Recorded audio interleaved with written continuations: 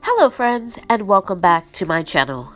So I wasn't going to post this video, but I decided to post it, and I will explain to you why I did at the very end. So let's flower it up.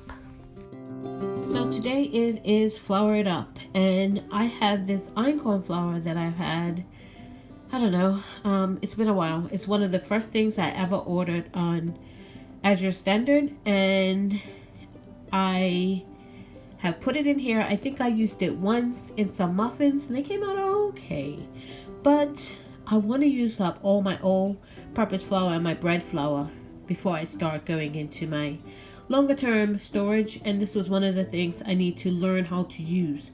So I open up the container, and as you can see, yeah, it has been longer than recommended that I use it by, and I will say it smells fine, it looks fine, there's nothing crawling in it, thank goodness, because if it was, it would be out the door. So I'm gonna try to bake some bread. I need to break a loaf of bread for this week's. I'm gonna try to do a no knead, because apparently some people say it doesn't need kneading, it doesn't like to be kneaded, einkorn flour. And some people I've seen knead it. So I've got a recipe for no knead, because that's what I feel like doing today. I don't feel like kneading any bread. Not that I ever do with my bread maker, but I don't feel like even setting that up right now. So we're going to go with the no knead method. So let's see if we can make some bread out of this einkorn flour. So for the entire month of March for Flour It Up, I think I'm going to find some recipes that I can make with my einkorn flour. I did see a recipe for muffins. Maybe that's what I'll do next using this einkorn flour. Maybe some cookies. I saw that as well. We'll see what we can come up with using this einkorn flour. So this recipe calls for minimal ingredients. I have my warm water here, my yeast. I'm using honey.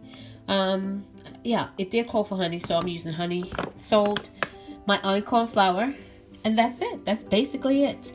I'm going to do it in a mixing bowl. I have my whisk here. So I'm just gonna get on with it.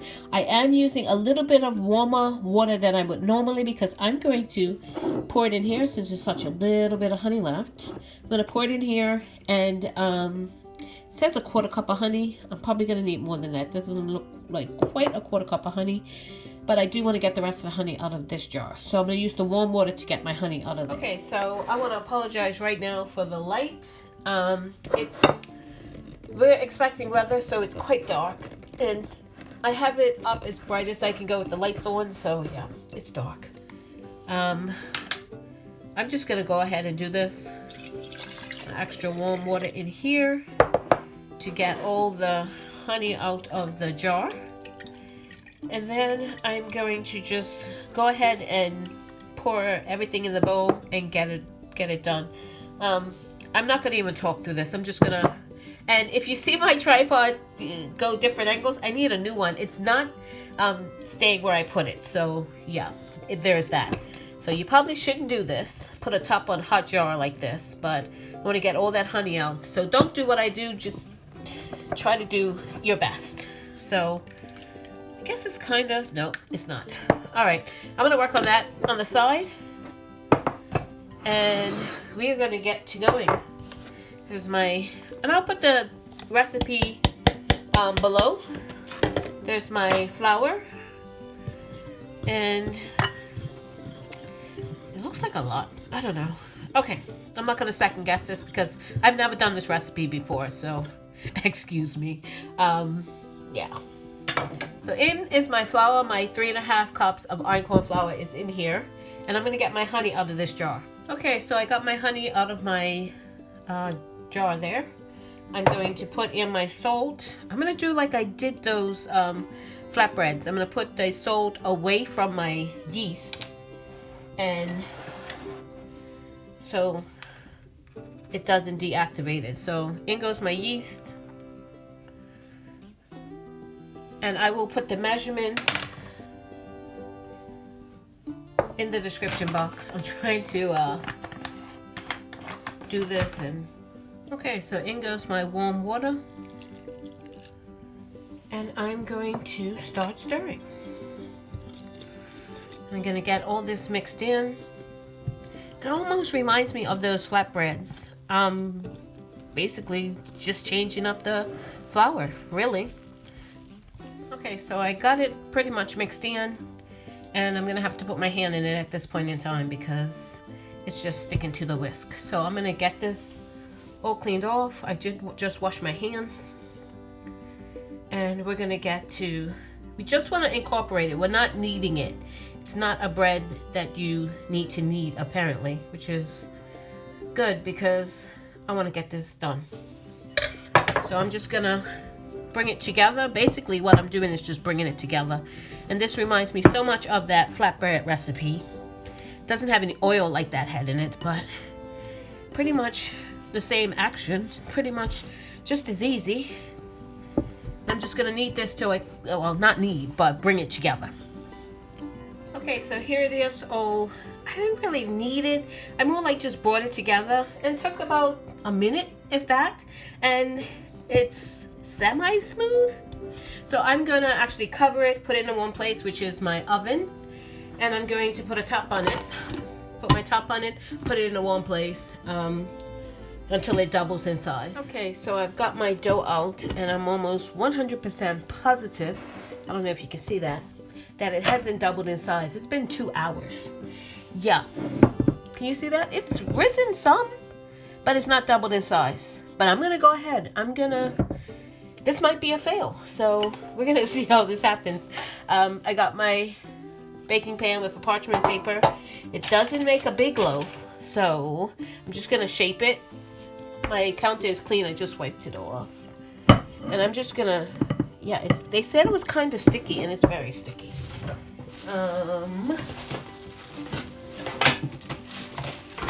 So I'm gonna get a scraper out and get it scraped out, and we're gonna shape it into a bowl, sort of like a loaf.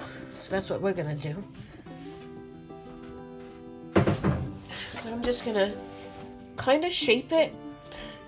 That's what they did. Shape it in sort of a loaf. I don't know if this is gonna rise. This might be a total fail, but I'm trying. So, yeah. That looks good. I'm just gonna put that right on in here, and I'm gonna put it back in my sort of heated oven with the light on, and let it rise a bit before I bake it. That's what I'm gonna do, and I'm gonna cover it. I'm gonna just use the piece of cling wrap that I've used on previous loaves. Yes, I reuse it. And I'm going to put it in the warm oven with the light on. Well, not really warm. It's got the light on, so it's kind of warm. And see what happens in the next, say, 30 minutes. And then we'll bake it. So here it is out of the oven. I'm just going to run some butter on it and put it on the cooling rack. This took forever to rise. Now, I don't know if that's indicative of einkorn flour. I did test it, that's the hole right there, to make sure it was cooked all the way through, because this is the first time I'm trying this using this particular recipe, this particular einkorn for bread. So we'll see how this tastes. It's going to be tomorrow because it's late right now and I want to go to bed. So yeah, I'm just going to put this on a cooling rack and cover it with a tea towel until tomorrow. Okay, so it's the next day, and here is the bread. We cut it, we tasted it, and we don't like it. It's very dense, it's very heavy. It almost reminds me of the bread I made one year for stuffing, when I made my own stuffing one year, and I made the bread and everything. And yeah, it always reminds me of that. Like, it needs some moisture back into it. Like, it needs to be something needs to be sucked up into it to make it sort of moist. It's not hard.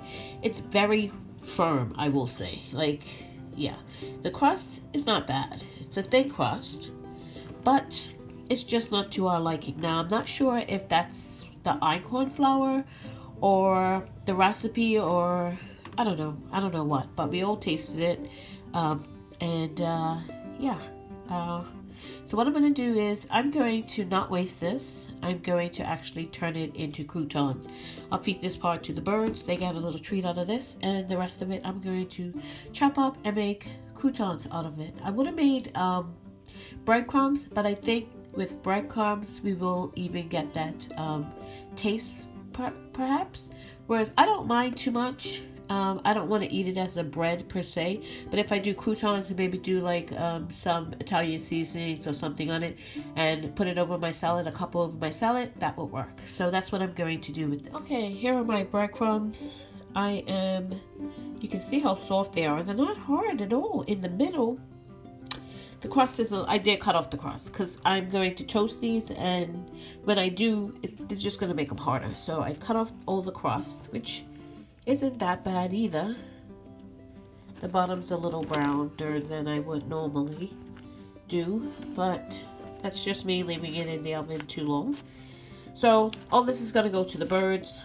I'm going to break that up and feed the birds with that bit.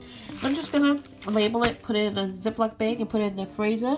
And I decided to do it plain because if I want to use these for breadcrumbs, just regular breadcrumbs, then I can do that. And the ones I want to use for croutons that I want to season, I can do that. So the more versatile just to put them in here plain. So that's what I'm going to do. So there are my croutons in the bag. Not a total loss, but definitely not what I was going for. So, yeah. Flouring it up is not always 100% foolproof. And this is just proof.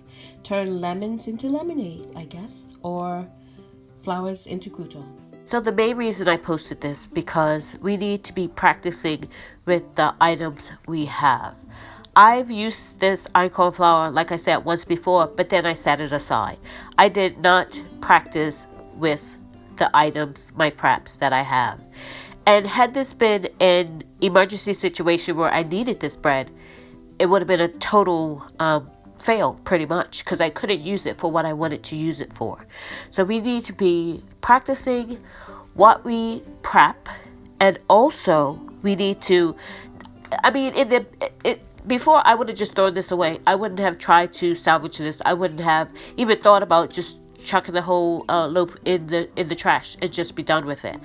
But having the presence of mind to try and salvage this and get croutons and possibly breadcrumbs out of this, it's just a way of thinking that we all need to do in this day and age, and not just be throwing things out, as well as finding different ways to use the things we already have in our pantries. So I am going to keep trying to find recipes that will work with my Einkorn flour and learning how to use my Einkorn flour. So yeah, this was a learning curve for me, and I will say that it's not the yeast, it's just me not knowing how to use this flour. This loaf here is from my regular sandwich loaf, which I use the same yeast with. It's just learning curve using this flour. Thank you so much for watching. If you haven't subscribed, please subscribe and click that notification bell to be notified when I upload videos. God bless, and remember, stay safe and keep prepping.